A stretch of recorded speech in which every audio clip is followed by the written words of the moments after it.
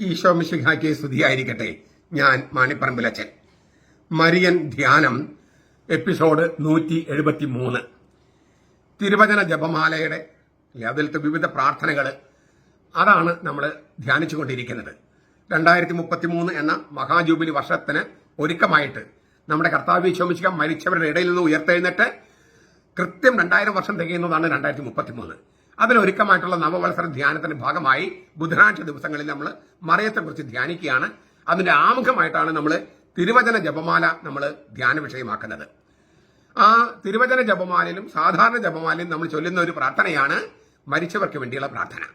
അപ്പോൾ അതേക്കുറിച്ചുള്ള ചർച്ചയാണ് നമ്മൾ കുറേ ദിവസങ്ങളായി. ആ ചർച്ച ഹിന്ദു സഹോദരന്മാരോ ഗ്രീക്ക് തത്വചിന്തയോ വിച്ഛേദിക്കുന്ന കാര്യങ്ങളല്ല ക്രിസ്ത്യാനികൾ വിച്ഛേദിക്കുന്നത് എന്ന് വളരെ ശക്തമായിട്ട് ഞാൻ കഴിഞ്ഞ പല വീഡിയോസിൽ പറഞ്ഞു. ആ ചിന്തകളൊക്കെ വെളിച്ചത്തിൽ നമുക്കൊന്ന് ഒരു കാര്യം നമുക്കൊന്ന് ആവർത്തിക്കാം. മരിക്കുമ്പോൾ നമുക്ക് എന്ത് സംഭവിക്കുന്നു?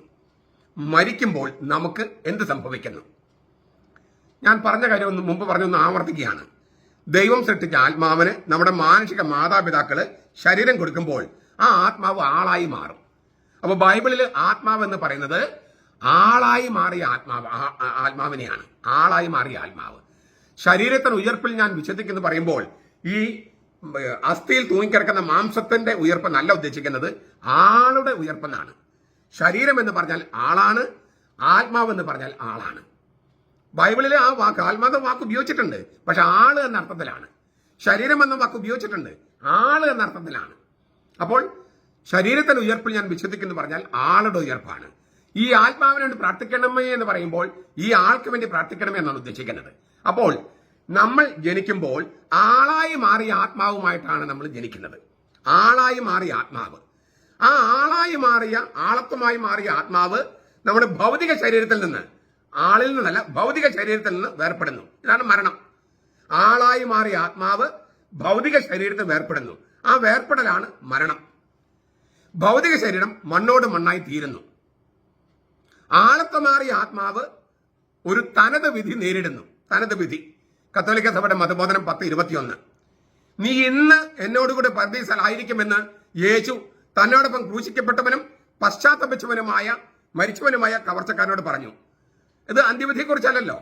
നീ ഇന്ന് എന്നോടുകൂടെ പരദീസയിലായിരിക്കും, അത് തനത് വിധിയെക്കുറിച്ചല്ലേ? ലോകാവസരത്തിൽ നടക്കുന്ന അന്ത്യവിധിയെക്കുറിച്ചല്ലോ. ധനവാന്റെയും ലാസറിന്റെയും ഉപമയിലൂടെ യേശു തനത് വിധി വ്യക്തമാക്കിയിട്ടുണ്ട്. ലൂക്കാസ് സുവിശേഷം 16:22. പിന്നെ ഹെബ്രായ ലേഖനത്തിൽ എഴുതപ്പെട്ടിരിക്കുന്ന 9:27. ഒരിക്കൽ മരിക്കുകയും പിന്നെ ന്യായവിധിയും മനുഷ്യർക്ക് നിശ്ചയിച്ചിരിക്കുന്നു. ഒരിക്കൽ മരിക്കുകയും പിന്നെ ന്യായവിധി. പിന്നെ പൗലോസ് പറയാണ്, വിട്ടുപിരിഞ്ഞ് ക്രിസ്തുവിനോട് കൂടി ആയിരിക്കാൻ ഞാൻ ആഗ്രഹിക്കുന്നു. അതാണല്ലോ അത്യുത്തമം. ഫിലിപ്പിയ ലേഖനം 1:23. നിങ്ങൾ വിട്ടുപിരിഞ്ഞ് ക്രിസ്തുവിനോട് കൂടി ആയിരിക്കാൻ. അത് അന്ത്യവിധി കഴിഞ്ഞിട്ടല്ലല്ലോ, ഇപ്പോഴല്ലേ. ശരീരം വിട്ട് കർത്താവിനോട് കൂടി വസിക്കാനാണ് എനിക്ക് കൂടുതൽ ഇഷ്ടം. 2 കൊരിന്ത്യർ 5:8 പൗലോസ് പറയുന്നുണ്ട്. ഇതൊക്കെ തനത് വിധിയെ അല്ലേ, തനത് വിധി കണക്കിലെടുക്കുന്നു. ഈ അന്ത്യവിധി കഴിഞ്ഞിട്ടുള്ള ഒരു അവസ്ഥയെക്കുറിച്ചല്ല പൗലോസ് പറയുന്നത്. ഈ ഹെബ്രായ ലേഖനത്തിൽ പറയുന്നത്, ലൂക്കാസ് സുവിശേഷം 21:43 നീ ഇന്ന് എന്നോടുകൂടി പരദീസയിലായിരിക്കുമെന്ന് പറയുന്നത്, ധനവാന്റെയും ലാസറിന്റെയും ഉപമയിൽ പറയുന്നത്, ഇതെല്ലാം തനത് വിധിയെക്കുറിച്ചുള്ള ബൈബിളിലെ പ്രബോധനങ്ങളാണ്. പരിപൂർണരാക്കപ്പെട്ട നീതിമാന്മാരുടെ ആത്മാക്കൾ അടുത്തേക്ക് പോകാനാണ് പൗലോസ് ഇച്ഛിക്കുന്നത് എന്ന് ഹെബ്രായ ലേഖനം 12:23 പരിപൂർണരാക്കപ്പെട്ട നീതിമാന്മാരുടെ ആത്മാക്കൾ അടുത്തേക്ക്, നീതിമാന്മാരുടെ ആളുകളുടെ അടുത്തേക്ക് നടത്തും. ഇതെല്ലാം തനത് വിധിയെക്കുറിച്ചുള്ള തിരുവചനങ്ങളാണ്. കത്തോലിക്ക സഭയുടെ മതബോധനം 10:51 നിങ്ങൾക്ക് പരിശോധിക്കാം. അപ്പോൾ ആളായി മാറിയ ആത്മാവ് ഭൗതിക ശരീരത്തിൽ വേർപ്പെടുന്നതാണ് മരണം. ആ ആളായി മാറിയ ആത്മാവ് ഒരു വിധി നേരിടുന്നു, തനത് വിധി. വിധി എന്ന് പറഞ്ഞാൽ ഒന്നുകിൽ നരകം അല്ലെങ്കിൽ സ്വർഗം, ഏതെങ്കിലും ഒന്ന്. വിധി എന്ന് പറഞ്ഞാൽ ഒന്നുകിൽ സ്വർഗം അല്ലെങ്കിൽ നരകം. പല സംഗതികളില്ല. ഒരു ഒറ്റ വിധി എന്നത് വേർതിരിവെന്നാണ്. നന്മ ഏത്, നന്മ ഏത്, ശിക്ഷ ഏത്, രക്ഷ ഏത്, രണ്ടേ ഉള്ളൂ. ഒന്നുകിൽ സ്വർഗം അല്ലെങ്കിൽ നരകം. നരകത്തിൽ പോകണമെങ്കിൽ നരകത്തിൽ പോകാൻ ദൈവം ആരെയും മുൻകൂട്ടി നിശ്ചയിക്കുന്നില്ല. നരകത്തിൽ പോകാൻ ദൈവം ആരെയും, അവൻ നരകത്തിൽ പോട്ടെ, യൂദാസ് ഒറ്റിക്കൊടുക്കട്ടെ, അങ്ങനെയൊന്നും ദൈവം നിശ്ചയിക്കുന്നില്ല. കത്തോലിക്ക സഭയുടെ മതബോധനം 10:37. ദൈവത്തിൽ നിന്ന് മനുഷ്യർ മനഃപൂർവ്വം പിന്തിരിയുന്ന തരത്തിൽ ഒരു മാരകപാപം ചെയ്യുകയും ആ പശ്ചാത്തപിക്കാതെ മാനസാന്തരപ്പെടാതെ മരണം വരെ ആ മാരകപാപത്തിൽ ഉറച്ചു നിൽക്കുകയും ചെയ്യുന്നവൻ മാത്രമേ നരകശിക്ഷയ്ക്ക് അർഹരാകുന്നുള്ളൂ. കത്തോലിക്ക സഭയുടെ മതബോധനം 10:37. ഞാൻ ഒന്നുകൂടി പറയാണ്, ദൈവത്തിൽ നിന്ന് മനഃപൂർവ്വം പിന്തിരിയുന്ന തരത്തിൽ മാരകപാപം ചെയ്യുകയും പശ്ചാത്തപിക്കാതെ അനുദപിക്കാതെ മാനസാന്തരപ്പെടാതെ മരണം വരെ ആ മാരകപാപത്തിൽ ഉറച്ചു നിൽക്കുകയും ചെയ്താൽ മാത്രമേ നരകശിക്ഷയ്ക്ക് അർഹരാകുന്നുള്ളൂ. ദൈവത്തിൽ നിന്നുള്ള ശാശ്വതമായ വേർപാടാണ് നരകം. കത്തോലിക്ക സഭയുടെ മതബോധനം 10:56. ബൈബിൾ അതിനെ രണ്ടാമത്തെ മരണം എന്നാണ് വിളിക്കുന്നത്. വെളിപാട് പുസ്തകം 20:14. അപ്പോൾ നരകത്തിൽ പോകണമെങ്കിൽ നമ്മളൊരു മാരകപാപം ചെയ്യുകയും പശ്ചാത്തപിക്കാതെ മാനസാന്തരപ്പെടാതെ ആ മാരകപാപത്തിൽ തുടർന്ന് ആ മാരകപാപത്തിൽ മരിച്ചു പോവുകയും ചെയ്താൽ മാത്രമേ നരകശിക്ഷയ്ക്ക് അർഹരാകുന്നുള്ളൂ. ബാക്കി എല്ലാവർക്കും, അതായത് മാരകപാപത്തിലല്ല മരിക്കുന്നതെങ്കിൽ, അങ്ങനെയുള്ള മാരകപാപത്തിലല്ല മരിക്കുന്നത്, അങ്ങനെയുള്ള എല്ലാവർക്കും സ്വർഗമാണ് പ്രതിഫലം. സ്വർഗമാണ് പ്രതിഫലം. ദൈവത്തിന്റെ കൃപാവരത്തിലും സൗഹൃദത്തിലും മരിക്കുകയും പൂർണ്ണമായി വിശുദ്ധീകരിക്കപ്പെടുകയും ചെയ്യുന്നവര് ക്രിസ്തുവിനോട് കൂടെ എന്നേക്കും ജീവിക്കുന്നു. അവർ എന്നേക്കും ദൈവത്തെ പോലെയാണ്. എന്നാൽ അവിടുന്ന് ആയിരിക്കുന്നത് പോലെ അവർ അവിടുത്തെ മുഖാമുഖം കാണുന്നു. കത്തോലിക്ക സഭയുടെ മതബോധനം 10:23, 10:28. ദൈവത്തിന്റെ കൃപാവരത്തില് സൗഹൃദത്തില് മരിക്കുക, പൂർണ്ണമായി വിശുദ്ധീകരിക്കപ്പെട്ട അവസ്ഥയിൽ മരിക്കുക. അവര് ക്രിസ്തുവിനോടുകൂടെ എന്നേക്കും ജീവിക്കുക മാത്രമല്ല, അവർ എന്നേക്കും ദൈവത്തെ പോലെയാണ്. എന്നാൽ അവിടുന്ന് ആയിരിക്കുന്നത് പോലെ അവര് അവിടുത്തെ മുഖാമുഖം കാണുന്നു. പരിശുദ്ധ തൃത്വത്തോടൊപ്പമുള്ള പൂർണ്ണമായ ഈ ജീവിതത്തെയാണ് സ്വർഗം എന്ന് വിളിക്കുന്നത്. അത് പരിശുദ്ധ കന്യകാമറിയത്തോടും മാലാഖമാരോടും സകല വിശുദ്ധരോടും ഒപ്പമുള്ള തൃത്വത്തോടുള്ള ജീവന്റെയും സ്നേഹത്തിന്റെയും സംസർഗമാണ്. കത്തോലിക്ക സഭയുടെ മതബോധനം 10:24. അവർ ക്രിസ്തുവിനോടുകൂടെ എന്നേക്കും ഭരിക്കുകയും ചെയ്യും. വെളിപാട് 22:5, മത്തായി 25, 21, 25, 23. അതിനെയാണ് സ്വർഗീയ സഭ, വിജയസഭ എന്നൊക്കെ നമ്മൾ പറയുന്നത്. അവർ ശാശ്വത സൗഭാഗ്യം അനുഭവിച്ചുകൊണ്ട് ദൈവത്തെ അവിടുന്ന് ആയിരിക്കുന്നത് പോലെ കാണുകയും മഹത്വപൂർണനായ ക്രിസ്തു നിർവഹിക്കുന്ന ദൈവിക ഭരണത്തിൽ വിശുദ്ധ മാലാഖമാരോടൊപ്പം വ്യത്യസ്ത അളവിലും രീതിയിലും പങ്കുചേരുകയും ചെയ്യുന്നു. കത്തോലിക്ക സഭയുടെ മതബോധനം 10:53. ഇതാണ് സ്വർഗം. സ്വർഗം ദൈവത്തെ മുഖത്തോട് മുഖം കാണുന്ന അവസ്ഥയിലുള്ള ആ സ്വർഗം. ഇതല്ലാതെ ഒരു അവസ്ഥ കൂടിയുണ്ട്. ദൈവത്തിന്റെ കൃപാവരത്തിലും സൗഹൃദത്തിലും മരിക്കുന്നെങ്കിലും ഹൃദയശുദ്ധിയുടെ പൂർണ്ണതയില്ലാതെ അങ്ങനെ മരിക്കുന്നവരുണ്ട്. ദൈവത്തിന്റെ അതായത് നരകശിക്ഷയ്ക്ക് അർഹമായ മാരകപാപം ചെയ്തിട്ടില്ല. ദൈവത്തിന്റെ കൃപയിലും സൗഹൃദത്തിലാണ് മരിക്കണേ. പക്ഷേ ഹൃദയശുദ്ധിയുടെ അഭാവമുണ്ട്, പൂർണ്ണതയില്ല. ഹൃദയശുദ്ധിയുള്ളവർ ദൈവത്തെ കാണും. അല്ലെ, ഹൃദയശുദ്ധിയുള്ളവർ ഭാഗ്യവാന്മാർ, അവർ ദൈവത്തെ കാണുമെന്നാണ് കർത്താവ് പറഞ്ഞത്, മത്തായി 5:8. അല്ലെങ്കിൽ നിങ്ങൾ സ്വർഗസ്ഥനായ പിതാവ് പരിപൂർണനായിരിക്കുന്ന പോലെ നിങ്ങളും പരിപൂർണനായിരിക്കുവിൻ. അതായത് ദൈവത്തെ മുഖത്തോട് മുഖം കാണാൻ ദൈവത്തെ പോലെ പരിപൂർണത വേണം, ഹൃദയശുദ്ധി വേണം.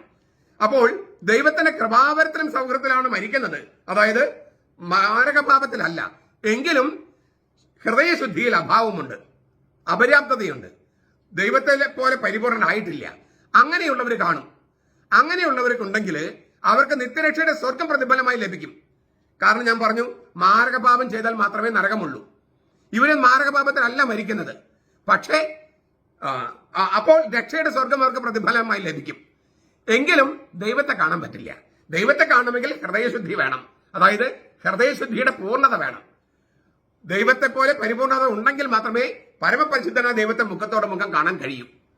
അങ്ങനെയുള്ള ആ ദൈവത്തെ കാണാനുള്ള ഭാഗ്യമില്ല. എന്നാൽ നിത്യരക്ഷയുടെ സ്വർഗം പ്രതിഫലമുണ്ട്. അങ്ങനെയുള്ളവർക്ക് ശുദ്ധീകരണത്തിന്റെ ഒരു പ്രസാദ കാലയളവ്, A grace period of purification ദൈവം അനുവദിക്കുന്നു. A grace period of purification. അതിന് ഈ തെരഞ്ഞെടുക്കപ്പെട്ടവരുടെ ഈ അന്തിമ ശുദ്ധീകരണത്തെയാണ് നമ്മൾ ശുദ്ധീകരണ സ്ഥലം എന്ന വാക്കുകൊണ്ട് പറയുന്നത്. ശുദ്ധീകരണ അവസ്ഥ, ശുദ്ധീകരണ സ്ഥലം എന്നൊക്കെ പറയുന്നത് ഈ സ്വർഗം പ്രതിഫലമായി ലഭിച്ചവർക്കുള്ളതാണ്. സ്വർഗം പ്രതിഫലമായി ലഭിച്ചു, പക്ഷെ ദൈവത്തെ മുഖത്തോടകം കാണാനുള്ള ആ ഘട്ടത്തിൽ കടക്കാൻ കഴിഞ്ഞിട്ടില്ല. അങ്ങനെയുള്ളവർക്ക് ദൈവം കൊടുക്കുന്ന ശുദ്ധീകരണത്തിന്റെ പ്രസാദ കാലയളവാണ് നമ്മൾ ശുദ്ധീകരണ അവസ്ഥ, ശുദ്ധീകരണ സ്ഥലം എന്നൊക്കെ പറയുന്നത്. നമ്മുടെ ഒരു ധ്യാനഗുരു, ഞാൻ ശുദ്ധീകരണ സ്ഥലത്തിൽ പോയി തീയിൽ കിടക്കുന്നവരെ കണ്ടു, അവർ മാമോസം മുക്കുന്നൊക്കെ പഠിപ്പിക്കുന്നുണ്ട്. അതൊക്കെ കത്തോലിക്ക സഭയുടെ പ്രബോധനമായി ചേർന്ന് പോകുന്നതാണോ എന്ന് അദ്ദേഹവും അദ്ദേഹത്തെ കേൾക്കുന്നവരും ആത്മശോധന ചെയ്യണം. കത്തോലിക്ക സഭ പഠിപ്പിച്ച കാര്യം ഞാൻ ഈ പറയണേ. ഇത് നിങ്ങൾക്ക് വായിക്കാം. കത്തോലിക്ക സഭയുടെ മതബോധനം 1030 ഇപ്പൊ ഞാൻ പറഞ്ഞ സംഗതി. ഈ ശുദ്ധീകരണത്തിന്റെ കാലയളവ് കഴിയുമ്പോൾ അവരും ദൈവത്തെ മുഖാമുഖം കാണും. ശുദ്ധീകരണ സ്ഥലത്തെക്കുറിച്ച് ഞാൻ ഒരുപാട് വീഡിയോസ് ചെയ്തിട്ടുണ്ട്. അവിടെ ഞാൻ ഇത് വളരെ വിശദമായിട്ട് പറഞ്ഞിട്ടുണ്ട്. അതുകൊണ്ട് ഞാൻ ഇപ്പോൾ അത്ര വിശദമായിട്ട് ഞാൻ പറയാൻ ആഗ്രഹിക്കുന്നില്ല. ഒരുപാട് പ്രാവശ്യം ഞാൻ ഈ ശുദ്ധീകരണ സ്ഥലം എന്താണെന്ന് പറഞ്ഞിട്ടുണ്ട്. കത്തോലിക്ക സഭയുടെ മതബോധനമാണ് ഞാൻ പഠിപ്പിക്കുന്നത്. അത് മാണിപ്പറമ്പലച്ചന്റെ വ്യക്തിപരമായ ആശയോ അഭിപ്രായമോ അല്ല. കത്തോലിക്ക സഭ തിരുവചനങ്ങൾ അടിസ്ഥാനത്തിലും സഭാപിതാക്കന്മാരുടെ പ്രബോധനത്തിന്റെ അടിസ്ഥാനത്തിലും കത്തോലിക്ക സഭ പഠിപ്പിക്കുന്ന കാര്യമാണ് ഞാൻ പറയണേ. ഈ നരകത്തിലെ ശമിക്കാത്ത അഗ്നിയിൽ നിന്നും തികച്ചും വ്യത്യസ്തമായ ശുദ്ധീകരിക്കുന്ന അഗ്നിയെക്കുറിച്ച്, ശുദ്ധീകരണ സ്ഥലത്തെക്കുറിച്ച് ബൈബിൾ സൂചിപ്പിച്ചിട്ടുണ്ട്. ചില വചനങ്ങൾ ഞാൻ സൂചിപ്പിക്കാം. പരിശുദ്ധാത്മാവിനെതിരായി പാപം ചെയ്താൽ ഈ ലോകത്തിലോ വരാനുള്ള ലോകത്തിലോ ക്ഷമിക്കപ്പെടുകയില്ല. മത്തായി 12:31. ഇത് യേശു പറഞ്ഞ വചന. അപ്പൊ ചില കുറ്റങ്ങൾ ഈ യുഗത്തിൽ ക്ഷമിക്കപ്പെടുമെന്നും മറ്റു ചിലത് വരാനുള്ള യുഗത്തിൽ ക്ഷമിക്കപ്പെടാമെന്നുമല്ലേ ഈ വചനത്തിൽ നിന്ന് മനസ്സിലാക്കുന്നത്? മഹാനായ വിശുദ്ധ ഗ്രിഗറി അങ്ങനെയാണ് പഠിപ്പിച്ചത്. കത്തോലിക്ക സഭയുടെ മതബോധനം 10:31. അപ്പോ ചില പാപങ്ങൾ ഈ ലോകത്ത് ക്ഷമിക്കപ്പെടും, ചിലത് വരാനുള്ള യുഗത്തിൽ ക്ഷമിക്കപ്പെടും. കർത്താവ് പറഞ്ഞതാണ്. ഈ വരാനുള്ള യുഗത്തിൽ ക്ഷമിക്കപ്പെടുന്ന അവസ്ഥയാണ് ശുദ്ധീകരണ സ്ഥലം എന്നും നമ്മൾ പറയണേ.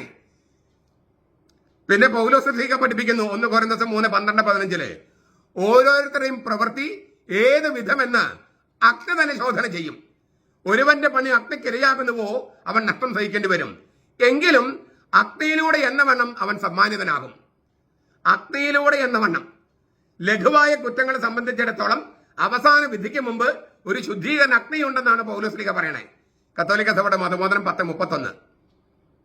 ഞാൻ മുകളിൽ സൂചിപ്പിച്ചതുപോലെ ഈ നരകാഗ്നിയിലെ ആ അഗ്നിക്ക് തുല്യമായ അഗ്നിയല്ല ഇത്. ഒരാൾ ഉള്ളിൽ അനുഭവിക്കുന്ന ശുദ്ധീകരണ അഗ്നിയാണ്. ചുട്ടരിക്കുന്ന അഗ്നിയല്ല, ശുദ്ധീകരിക്കുന്ന അഗ്നിയാണിത്. ഇതേക്കുറിച്ച് ബെനഡിക്ട് 16 ജനുവരി 2015 ജനുവരി 12 അദ്ദേഹം പറഞ്ഞ ആ ഓഡിയൻസിനകത്ത് പറഞ്ഞൊരു വചനമുണ്ട്. അത് ഞാൻ പറയട്ടെ. അളക്കാനൊക്കാത്ത സ്നേഹവും എല്ലാം തികഞ്ഞ നീതിയുമായ ദൈവത്തെക്കുറിച്ച് ബോധവാനാകുന്ന ആത്മാവ് അഥവാ ആള് ആ ദൈവത്തോട് വേണ്ടവിധം സഹകരിച്ചില്ലല്ലോ എന്നോർത്ത് ഉള്ളിൽ വേദന അനുഭവിക്കുന്നതാണ് ഈ ശുദ്ധീകരണ അഗ്നി. പ്രിയതമനെ കാത്തിരിക്കുന്ന പ്രിയതമ അനുഭവിക്കുന്ന ഹൃദയ നീറ്റൽ പോലെയാണിത്. താൻ സ്നേഹിക്കുന്ന പ്രിയതമൻ ഭർത്താവിന് വേണ്ടി കാത്തിരിക്കുകയാണ് ഭാര്യ. ആ കാത്തിരിപ്പ് ഒരു വേദനയുണ്ട്, ഒരു ഹൃദയനീറ്റലുണ്ട്. വരാൻ വൈകുന്നു, വല്ല അപകടം പിടഞ്ഞോ, സമയത്ത് ട്രെയിൻ കിട്ടിയില്ലേ, സമയത്തിന് ബസ് കിട്ടിയില്ലേ, മഴയാണല്ലോ, കാറ്റാണല്ലോ, ഒരു ഹൃദയനീറ്റലുണ്ട്. അത് അടുപ്പിൽ തീയിൽ വീണിട്ടുള്ള ആ പൊള്ളൽ പോലെയാണോ? സ്നേഹത്തിന്റെ ഹൃദയനീറ്റലല്ലേ ഇത്? ശരിയായ സ്നേഹത്തിൽ അങ്ങനെ ഒരു ഹൃദയനീറ്റലുണ്ട്. അപ്പൊ ദൈവത്തെ, പരമപരിശുദ്ധനായ സ്നേഹം തന്നെയായ ദൈവത്തെ അവനോട് പൂർണ്ണമായും സഹകരിക്കാൻ പറ്റിയില്ലല്ലോ എന്നോർത്ത് ഒരാൾ ഉള്ളിൽ അനുഭവിക്കുന്ന ശുദ്ധീകരണ അഗ്നിയാണ് ഈ ശുദ്ധീകരണ സ്ഥലത്തിലെ അഗ്നി. അല്ലാതെ ഈ നരകത്തിലെ അഗ്നിയൊന്നുമല്ല, നരകാഗ്നിയല്ല. അപ്പൊ അത് നമ്മൾ ഓർക്കേണ്ടതുണ്ട്.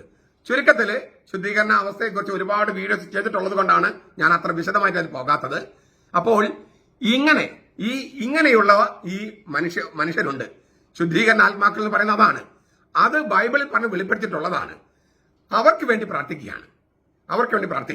ആ പ്രാർത്ഥന എങ്ങനെ ഫലിക്കും, അതെങ്ങനെയാണ് വരുന്നത് എന്നുള്ള കാര്യമൊക്കെ നമുക്ക് അടുത്ത ക്ലാസ്സിൽ ചിന്തിക്കാം. തിരുവചനങ്ങളുടെ അടിസ്ഥാനത്തിലാണ് ഞാനിത് പറയുന്നത്. കത്തോലിക്ക സഭയുടെ ഔദ്യോഗിക പ്രബോധനങ്ങളുടെ വെളിച്ചത്തിലാണ് ഞാനിത് പറയുന്നത്.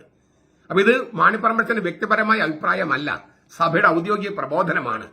അതുകൊണ്ട് നിങ്ങൾ ഈ സഭയുടെ പ്രബോധനങ്ങൾക്ക് വിരുദ്ധമായി ആരെങ്കിലൊക്കെ പഠിപ്പിക്കുകയോ പറയുകയോ ചെയ്യുമ്പോൾ നിങ്ങളത് കരുതലോടെ ഇരിക്കേണ്ടതുണ്ട്. അവർ മഹാന്മാരായിരിക്കാം, പക്ഷെ കത്തോലിക്ക സഭയുടെ പ്രബോധനമായിരിക്കില്ല ചിലപ്പോൾ പഠിപ്പിക്കുന്നത്. അതിനാൽ കത്തോലിക്ക സഭ എന്ത് പഠിപ്പിക്കുന്നുവെന്ന് ഞാൻ കത്തോലിക്ക സഭയുടെ മതബോധനಕ್ಕೆ നമ്പർ പറഞ്ഞത് നിങ്ങൾ ക്രോസ് ചെക്ക് ചെയ്യാൻ വേണ്ടിയിട്ടാണ്. അപ്പോൾ സഭ പഠിപ്പിക്കുന്ന കാര്യങ്ങൾ മനസ്സിലാക്കാനും അത് ഏറ്റുപറയാനും അത് വിശ്വസിക്കാനും അത് തിരുവചനങ്ങളുടെ അടിസ്ഥാനത്തിലാണ് എന്നുള്ള കാര്യം ബോധ്യപ്പെടാനും ഞാൻ വീണ്ടും നിങ്ങളോട് ആഹ്വാനം ചെയ്യുകയാണ്. മാത്രമല്ല, ഒരുപാട് പേര് നമ്മുടെ ഈ വിശ്വാസത്തെ ചോദ്യം ചെയ്യുന്നവരുണ്ട്, സോഷ്യൽ മീഡിയയിലും അല്ലാതെ ഒക്കെ നമ്മുടെ വീടുകൾ കയറി വന്നിട്ടൊക്കെ. അപ്പോൾ നമുക്ക് അവരോട് പറയാൻ പറ്റണം, ഇതാണ് കത്തോലിക്ക സഭയുടെ വിശ്വാസം. നിങ്ങളുടെ വിശ്വാസം തെറ്റാണ്, ഞങ്ങളുടെ വിശ്വാസമാണ് ശരി എന്ന് ഈ കൂട്ടരോട് പറയാനും ഇനി ഇതൊന്നും കേൾക്കാത്തവരോട് പറയാനും ഞാൻ എന്താണ് ഹൈന്ദവ വിശ്വാസം, എന്താണ് ഇസ്ലാമിക വിശ്വാസം എന്നൊക്കെ സൂചിപ്പിച്ചു. അപ്പൊ അവരോടൊക്കെ നമുക്ക് പറയേണ്ടി വരും എന്താണ് ക്രൈസ്തവ വിശ്വാസം. അതിനൊക്കെ നമ്മൾ ഇത് കേട്ട് പഠിക്കണ്ടേ? അതിനു വേണ്ടിയാണ് ഞാൻ ഈ പറയുന്നത്. പിന്നെ ഞാൻ ആവശ്യപ്പെടുകയാണ്, കേട്ട് പഠിക്കാൻ. അത് ഈ വചനം കേട്ട് പഠിക്കുന്നത് ഒരു പുണ്യകർമ്മം കൂടിയാണ്.